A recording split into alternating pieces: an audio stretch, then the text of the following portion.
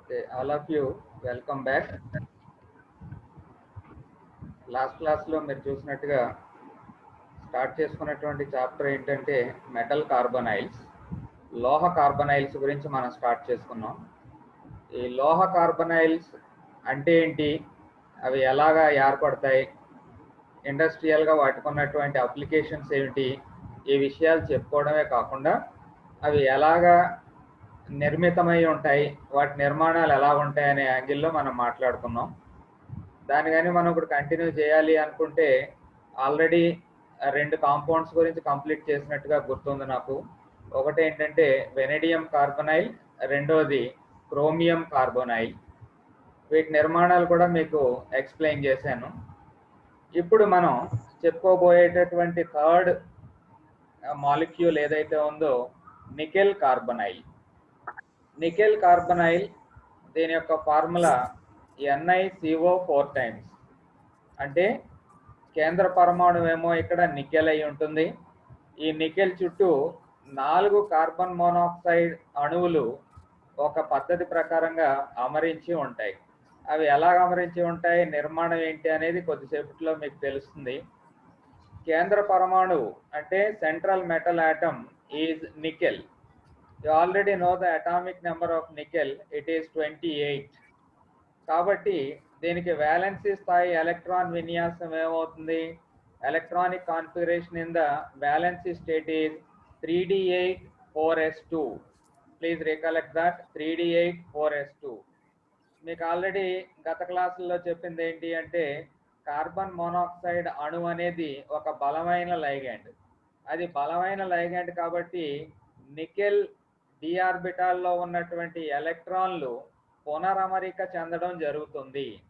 The electrons present in the nickel outer most orbitals get rearranged or redistributed. Then a different set of electronic configuration you will observe. Now after this rearrangement, how many vacant orbitals are available means 4 vacant orbitals will be available. One is a 4s orbital and 3 4p orbitals. And in the next stage, one 4s orbital and 3 4p orbitals, they involve in sp3 type of hybridization, and they result in the formation of nickel carbonyl molecule with sp3 hybridization, and the shape of the molecule will be tetrahedral. అదే తెలుగులో కానీ చూసినట్టయితే CO అణువు సమక్షంలో 2 4s ఎలక్ట్రాన్లు 3d ఆర్బిటాల్లోనికి బదిలీ అగును. అప్పుడు 4 ఆర్బిటాల్ అంటే ఒకటేమో 4s ఆర్బిటాల్ మరియు 3 ఏమో 4p ఆర్బిటాళ్ళు ఒక్కొక్క CO అణువు నుంచి ఒక జత ఎలక్ట్రాన్లను స్వీకరించి నికెల్ కార్బనైల్ సంశ్లిష్టాలని ఏర్పరచును. ఇంకా క్లారిటీ కావాలనుకుంటే ఇక్కడ చూడండి, నికెల్ వ్యాలెన్సీ కక్ష భూస్థాయి విన్యాసం ఎలా ఉంటుందో చూడండి. 3d8 4s2 ఇదో ఇక్కడ చాలా క్లియర్గా మీకు చూపించడం జరిగింది. 3d8 4s2 ఇందులో ఈ డి శక్తి స్థాయిలో 8 ఎలక్ట్రాన్లు ఉన్నాయి, ఇంకో 4s శక్తి స్థాయిలోనేమో 2 ఎలక్ట్రాన్లు ఉన్నాయి. అయితే కార్బన్ మోనాక్సైడ్ వంటి బలమైన లైగెండ్ సమక్షంలో ఏం జరగాలి, పునరమరిక జరగాలి. Rearrangement has to occur in presence of a strong ligand like carbon monoxide, and in that instance what happens is 4s electrons are sent into 3d level, and due to this reason now what happens, the 4s orbital become vacant. In addition to 4s orbital there will be 3 4p orbitals. So in this way one 4s orbital and 3 4p orbitals, they involve in a type of hybridization, and that hybridization is called as sp3 hybridization. And you already know very well that due to sp3 hybridization how many hybrid orbitals are formed, 4 identical sp3 hybrid orbitals are formed, and these 4 sp3 hybrid orbitals, they accept a pair of electron from carbon monoxide like this. So each sp3 hybrid orbital accepts one pair of electron from each carbon monoxide molecule. and all the available 4 sp3 hybrid orbitals are occupied by electron pairs like this. So here it is given in Telugu also. Nickel valency kaksha భూస్థాయి విన్యాసం చూడండి చాలా clear గా 3d8 4s2 4s నుండి 2 ఎలక్ట్రాన్లు 3dకి బదిలీ అగుట. ఇదిగో ఈ 4s లో ఉన్న ఎలక్ట్రాన్లు ఇందులోకి షిఫ్ట్ అయ్యాయి, బానే ఉంది. ఆ తర్వాత NiCO4 లో నికెల్ యొక్క విన్యాసం ఏ రకంగా ఉంటుంది చూడండి. sp3 సంకరీకరణం జరిగి ఒక్కొక్క sp3 సంకర ఆర్బిటాల్లో కార్బన్ మోనాక్సైడ్ ఇచ్చినటువంటి జత ఎలక్ట్రాన్ నింపుకొని సంపూర్ణముగా ఎలక్ట్రాన్ల చేత ఆక్యుపై చేయబడ్డటువంటి ఎలక్ట్రాన్ విన్యాసాన్ని మనం చూడవచ్చు ఇక్కడ. సో ఆ రకంగా sp3 సంకరీకరణం జరిగింది కాబట్టి జనరల్ గా వచ్చేటటువంటి నిర్మాణం ఏముంటుంది, ఇగో టెట్రాహెడ్రల్ నిర్మాణం. టెట్రాహెడ్రల్ నిర్మాణం ఈ రకంగా మీకు కనిపిస్తుంది. మీరు పేపర్ మీ దగ్గర పేపర్ పెన్ ఉంటే దాని మీద నోట్ చేసుకోండి ఒకసారి. సో NiCO4 సంశ్లిష్టంలో CO అణువులు ఒక క్రమ టెట్రాహెడ్రన్ శీర్షాల వైపుగా వ్యాపించి ఉండుట వలన దీనికి టెట్రాహెడ్రల్ ఆకృతి ఉంటుంది. సో టెట్రాహెడ్రల్ ఆకృతి ఉంటుంది అంటే బంధకోణం ఎంత ఉండాలి, 109 degrees 28 minutes బంధకోణం అనేది ఉండడం జరుగుతుంది. సో ఈ పాయింట్స్ గుర్తుంచుకోండి. సో నికెల్ కార్బనైల్ గురించి ఎగ్జామ్లో కానీ రాయమని అడిగితే కేంద్ర పరమాణు వచ్చి నికెల్. సో దాని ఎలక్ట్రాన్ విన్యాసం 3d8 4s2. పునరమరిక జరుగుతుంది. పునరమరిక జరిగిన తర్వాత ఒక s ఆర్బిటాలు 3 p ఆర్బిటాలు కలిసి sp3 సంకర ఆర్బిటాలు ఏర్పరుస్తున్నాయి. కార్బన్ మోనాక్సైడ్ ఇచ్చినటువంటి ఎలక్ట్రాన్ జతలను ఈ sp3 సంకర ఆర్బిటాల్లో ఇముడ్చుకుంటాయి. ఆ తర్వాత ఇవన్నీ కూడా ఒక క్రమ టెట్రాహెడ్రన్ శీర్షాల వైపుగా వ్యాపించి ఉండటం వలన దీనికి టెట్రాహెడ్రల్ ఆకృతి వస్తుంది. బంధకోణం ఏమో 109 డిగ్రీల 28 నిమిషాలు ఉంటుంది. Tetrahedral geometry with bond angle 109 degrees 28 minutes. So this is the brief discussion for nickel carbonyl. Already we discussed about vanadium carbonyl and chromium carbonyl. This is the third one in the series, that is nickel carbonyl. So if you understood this, we will proceed to the next molecule, that is iron carbonyl. Of course, this is the structure for nickel carbonyl. Once again, I have shown in the form of a slide. Both are one and the same. Next topic is in this chapter iron carbonyl. The formula of iron carbonyl is FeCO5 times. FeCO5 times iron carbonyl. As usual గా కేంద్ర పరమాణు ఏదవుతుంది అంటే D block మూలకం అనేది కేంద్ర పరమాణు అవుతుంది. ఇక్కడ డి బ్లాక్ మూలకం ఏది, Fe అనగా ఐరన్. ఈ కేంద్ర పరమాణు యొక్క పరమాణు సంఖ్య ఎంత, 26. కేంద్ర పరమాణు సంఖ్య 26 కాబట్టి వ్యాలెన్సీ స్థాయి ఎలక్ట్రాన్ విన్యాసం ఎలాగుంటుంది అనేది ఒకసారి మనసులో ఊహించుకోండి. ఏంటి ఎలక్ట్రాన్ విన్యాసం ఐరన్ది? What is the outer electronic configuration of Fe? It is 3d6 4s2. 3d6 4s2 ఇక్కడ ఉందో చూసుకోండి దాన్ని. అయితే మళ్ళీ సేమ్ స్టోరీ మీరు ఎగ్జామ్లో రాసేటప్పుడు అదే రాస్తారు పదే పదే. కార్బన్ మోనాక్సైడ్ అణువు అనేది ఒక బలమైన లైగాండ్ కాబట్టి కార్బన్ మోనాక్సైడ్ అణువు సమక్షంలో ఏం జరుగుతాయి, పునరమరిక జరగాలి. పునరమరిక జరగడం అంటే ఎందులోంచి ఎందులోకి ఎక్కడికి వెళ్తాయి ఎలక్ట్రాన్లు అనేది గుర్తుపెట్టుకోవాలి. 2 4s ఎలక్ట్రాన్లు 3d ఆర్బిటాల్లోకి బదిలీ అవుతాయటండి. First thing, 2 of the 4s electron they get converted or sent into 3d energy level. అప్పుడు ఈ మొత్తం ఎలక్ట్రాన్లు అంటే 3d6 4s2 అన్నీ కలిపి అంటే 8 ఎలక్ట్రాన్లు కలిపి 4d ఆర్బిటాల్లో సర్దుకుంటాయి. They get adjusted in 4d orbitals and now you are left with how many vacant orbitals? 5 ఆర్బిటాళ్ళు ఖాళీగా ఉంటాయి. ఆ 5 ఆర్బిటాళ్ళు ఏంటో చూడండి. ఒకటేమో 3d, ఒకటేమో 4s మరియు 3 ఏమో 4p ఆర్బిటాళ్ళు.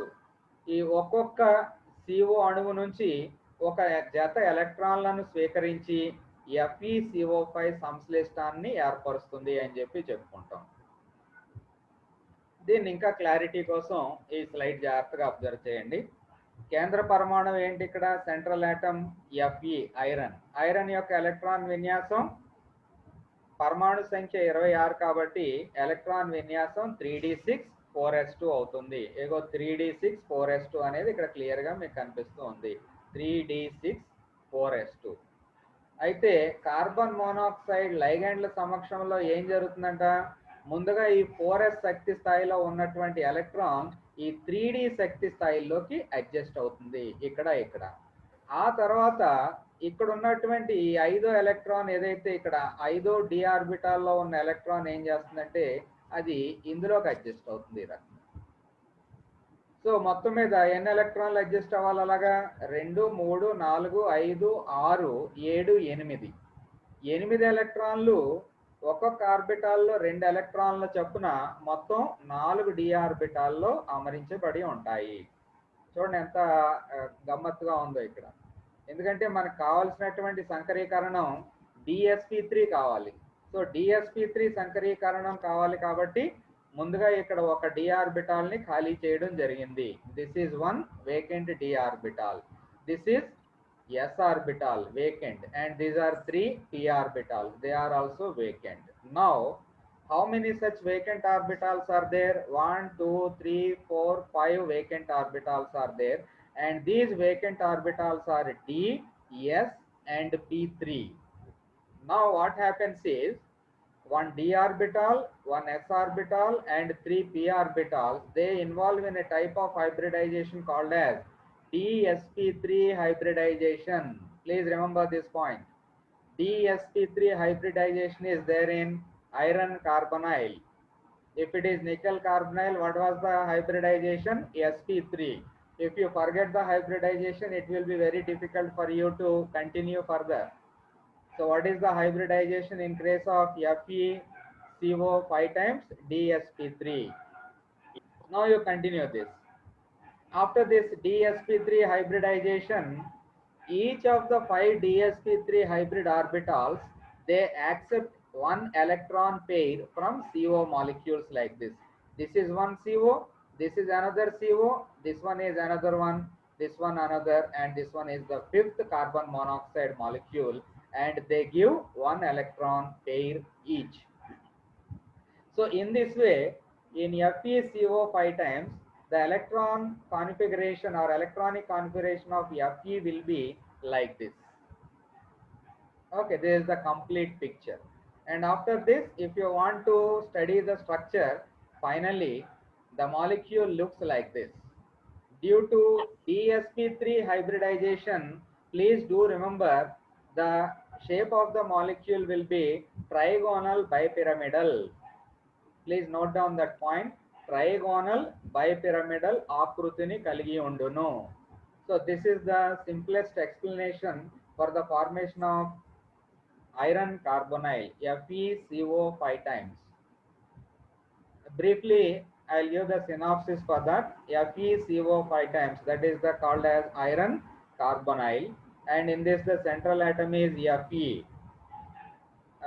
What is the atomic number of Fe? 26. Therefore outer electronic configuration will be 3d 6 4s2. That means total 8 electrons are there.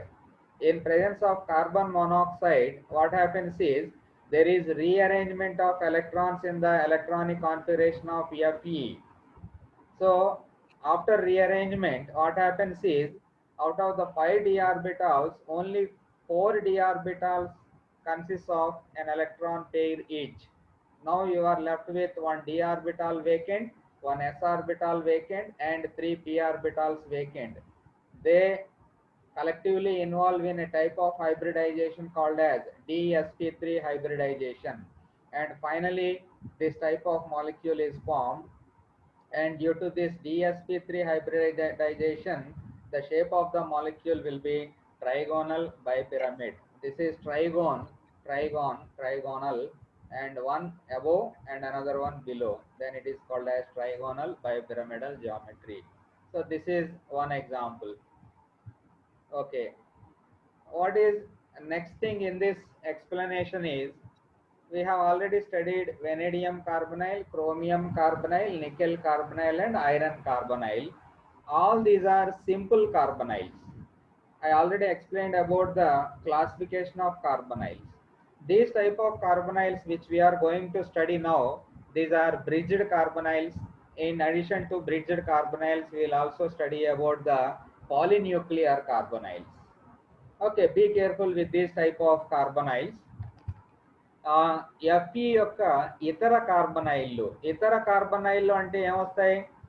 FeCO5 times కాకుండా వేరే ఏమైనా మిగిలి ఉంటే అవి మనకి ఈ ఇతర కార్బనైళ్ళు గురించి చెప్పుకోవాల్సినటువంటి అవసరం ఏర్పడుతుంది. Best example is Fe2CO9 times. Fe2CO9 times ఇది ఐరన్ ఏర్పరచు binuclear carbonyl. It is a binuclear carbonyl formed by iron. So in this what happens is, start from this, Fe బంధ దూరం 2.46 ఆంగ్స్ట్రామ్స్ ఉంటుందంట. ఓకే, గుర్తుంటే రాస్తారు మీరు, లేకపోతే వదిలేసి, దాని గురించి పెద్ద ఇష్యూ కాదు. అయితే Fe పరమాణువు D2sp3 సంకరీకరణలో పాల్గొంటుంది అనే విషయం రాయాలి. దీనిలో 3 CO అణువులు వారధిని ఏర్పరచుట ద్వారా 2 లోహ అణువులను కలిపి ఉంచును. ఈ విషయాన్ని కొంచెం జాగ్రత్తగా స్టడీ చేయడానికి మీరు ట్రై చేయండి. This is 1 Fe and this is another Fe.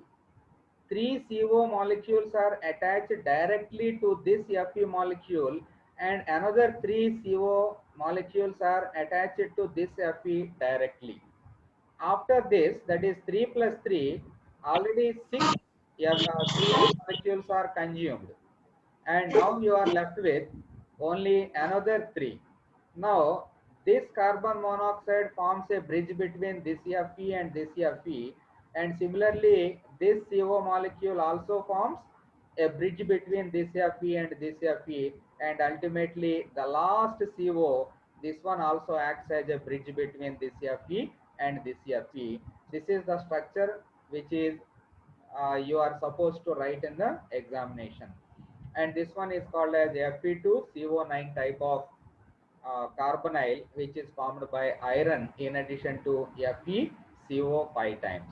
So what is the hybridization in this particular molecule? It is D2sp3 type of hybridization.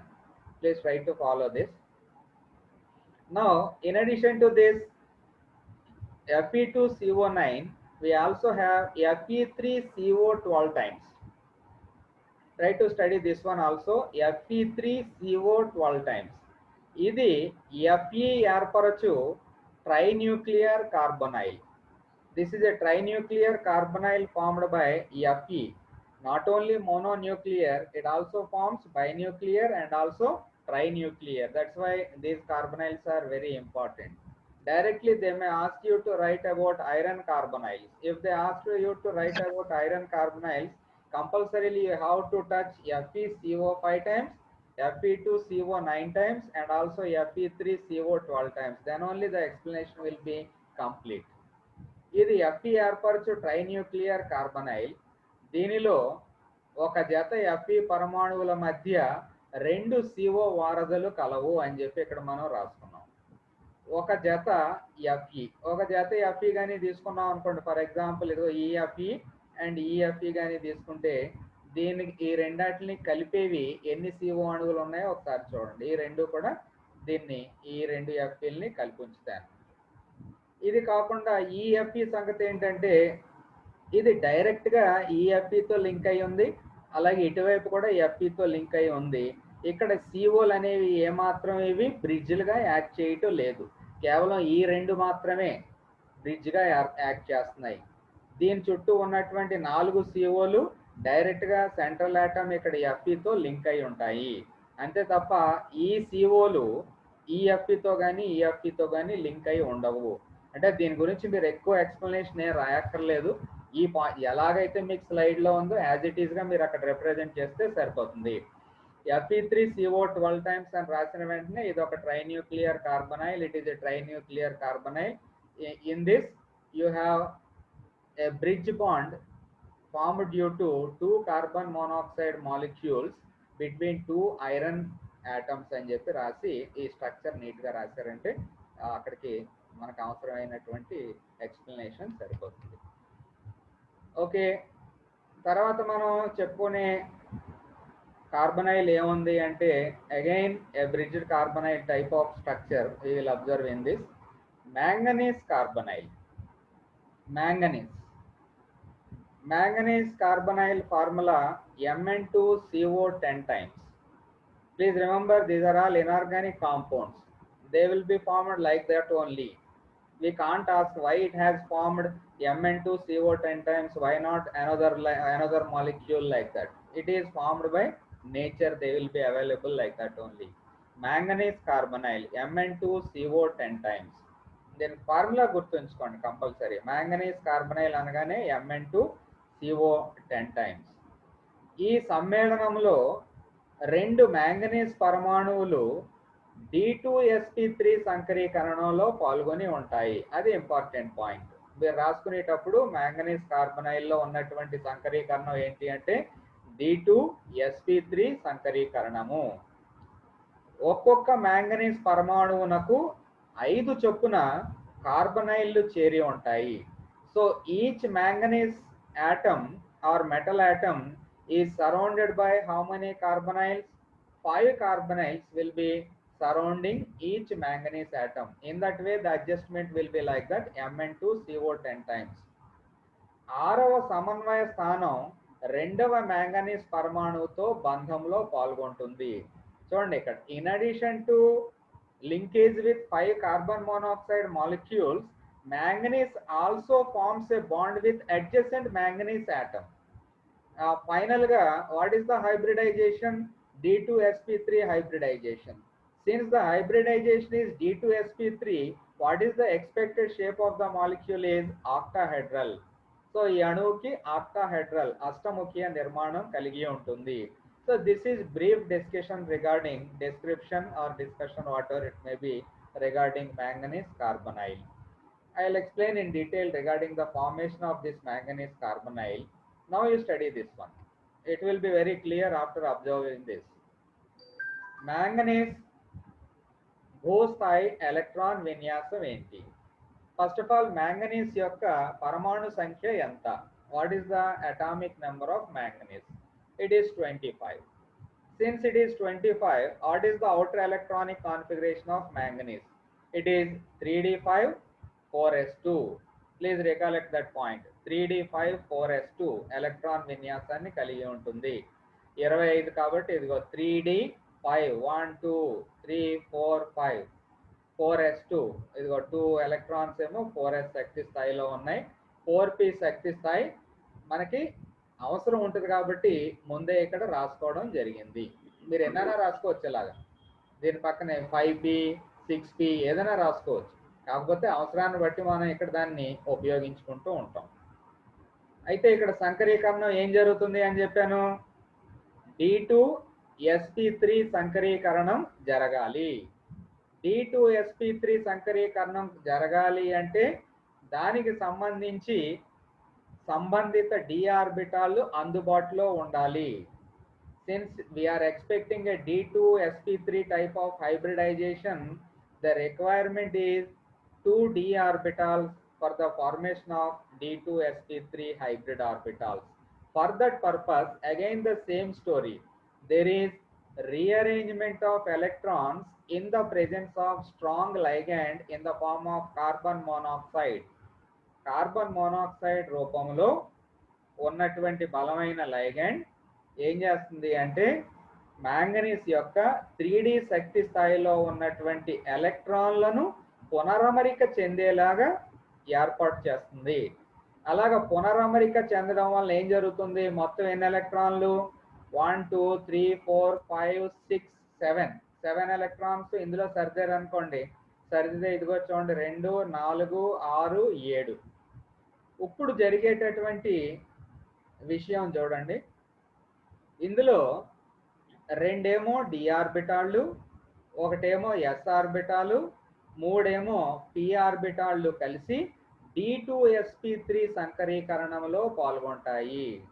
అయితే ఇక్కడ ముఖ్యంగా గమనించవలసినటువంటి విషయం, ఇప్పుడు వరకు ఖాళీ ఆర్బిటాళ్ళు మాత్రమే సంకరీకరణంలో పాల్గొంటాయి అని చెప్పి స్టడీ చేశారు ఇతర ఎగ్జాంపుల్స్కి.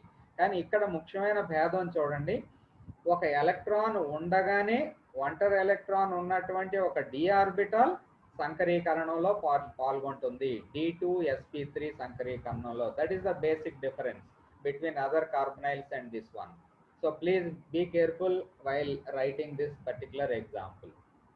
ఓకే, ఆ రకంగా అమరించబడింది కాబట్టి ఎప్పుడైనా రసాయన బంధం ఏర్పడాలంటే కండిషన్ ఏంటండి?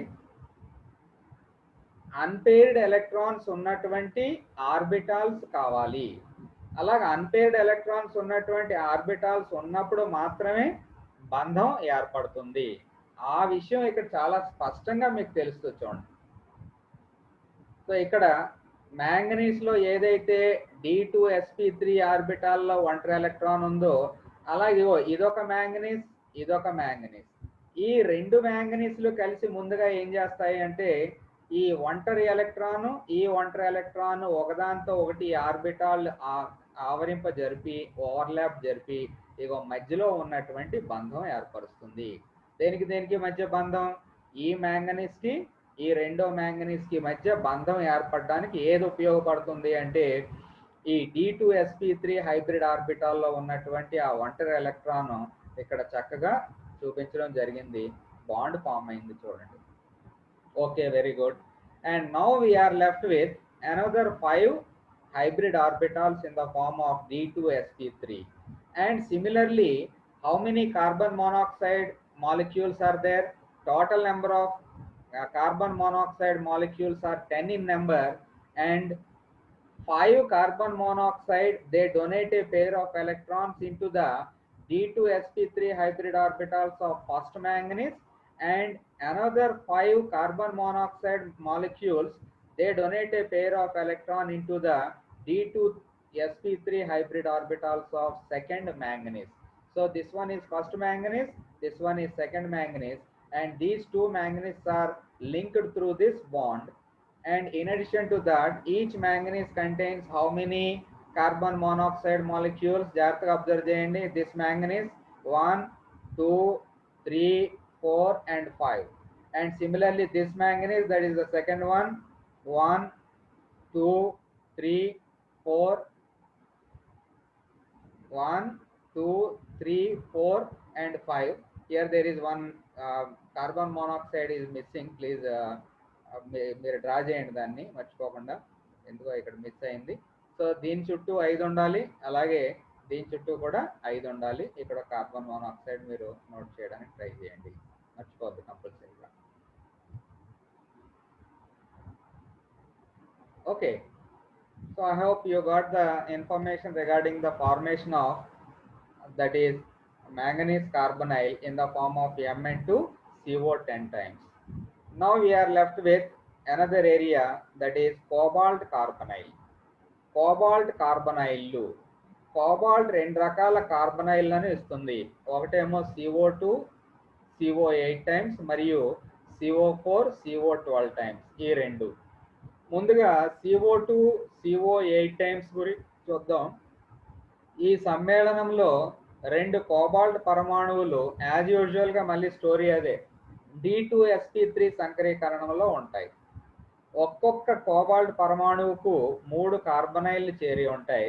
2 కార్బనైళ్లు 2 లోహ పరమాణువులను కలుపుతూ వారధిలాగా ఏర్పడి నిర్మాణం ఉంటుంది. ఆ నిర్మాణం ఎలా ఉంటుందో చూపిస్తాను.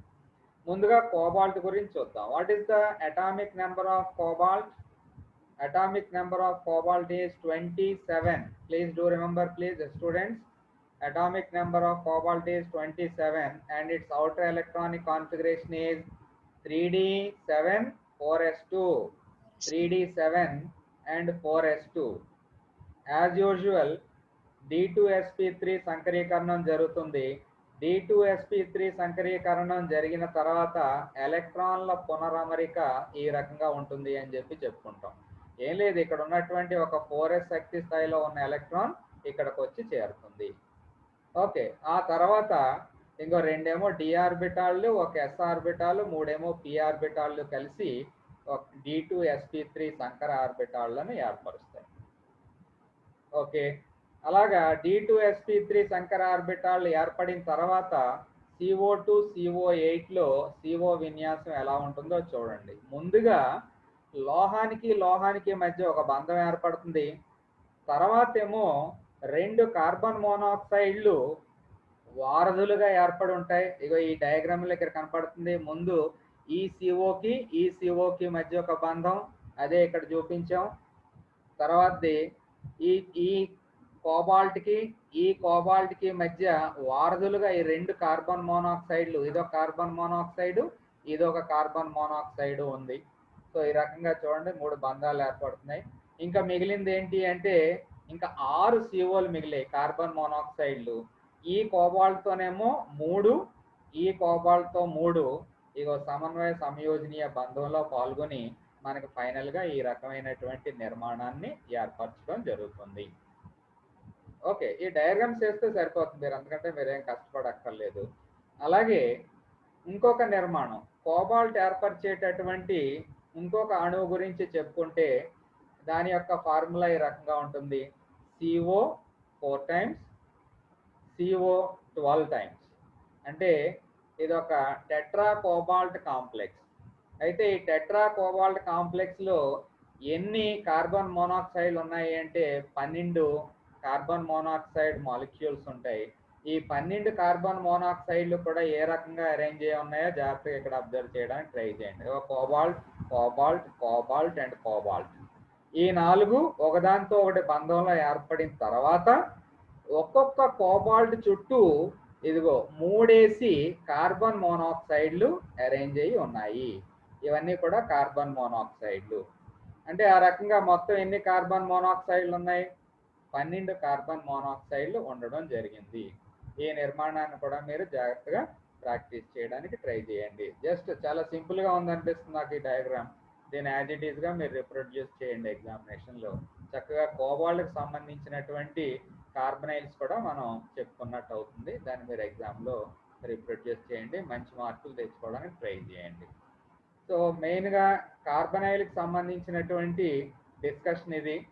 ఏమేమి కార్బనైల్స్ చెప్పుకున్నాం, దాని ఎక్స్ప్లెనేషన్ ఏంటి, హైబ్రిడైజేషన్ ఏంటి, ఇవన్నీ చాలా జాగ్రత్తగా మీరు ప్రాక్టీస్ చేయాలి. జాగ్రత్తగా ప్రాక్టీస్ చేయడమే కాకుండా డయాగ్రామ్స్ కూడా మీరు చాలా నీట్గా ఎగ్జామినేషన్లో రాయడానికి ప్లాన్ అవుట్ చేయాలి. అయితే ఈ మెటల్ కార్బనైల్స్ అనే చాప్టర్లో మనకి మిగిలినటువంటి ఇంకొక చిన్న టాపిక్ ఏంటంటే ఎఫెక్టివ్ అటామిక్ నెంబర్, ప్రభావిత పరమాణు సంఖ్య అనేది ఒకటి ఉంటుంది. దీని మీద కూడా మనకి క్వశ్చన్స్ వస్తాయి. నెక్స్ట్ క్లాస్లో మనం దీని గురించి డిస్కస్ చేస్తాం. నెక్స్ట్ క్లాస్ అంటే రేపు ఇదే సేమ్ టైం 3:30కి మనం దీన్ని టేకప్ చేద్దాం. రేపటి వరకు ఇది కంప్లీట్ చేయడానికి ట్రై చేద్దాం. ఈవేళ చెప్పిన క్లాస్ యాజ్ యూజువల్గా నేను యూట్యూబ్లో అప్లోడ్ చేస్తాను. మళ్ళీ చూడండి. మీరు చూస్తే యూట్యూబ్లో అలా కంటిన్యూస్గా ఉంటాయి.